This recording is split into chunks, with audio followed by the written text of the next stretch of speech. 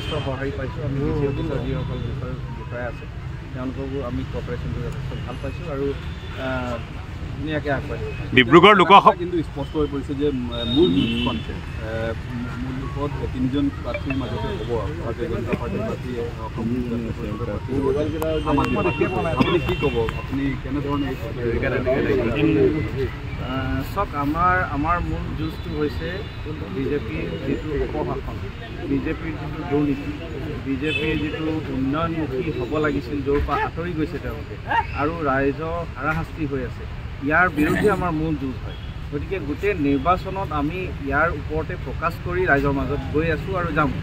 গতিকে নিশ্চিতভাৱে ৰাইজৰ সঁহাৰি পাম।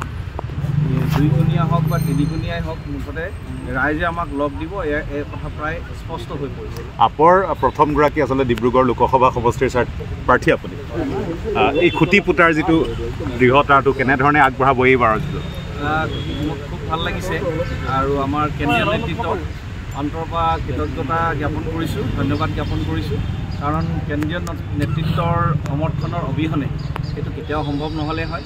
অৰবিন্দ কেজৰিৱাল ডাঙৰীয়াই যিটো আমাক ৰাজনৈতিক নীতি আদৰ্শ শিকাইছে যে কেনেকৈ আমি দুৰ্নীতিৰ বিৰুদ্ধে এটা গণতান্ত্ৰিক আন্দোলন গঢ়ি তুলিব পাৰোঁ, কেনেকৈ আমি উন্নয়নটো এটা ডাঙৰ ৰাজনৈতিক এজেণ্ডা হিচাপে ল'ব পাৰোঁ, এই কথাখিনি আমি তেখেতৰ পৰা শিকিছোঁ।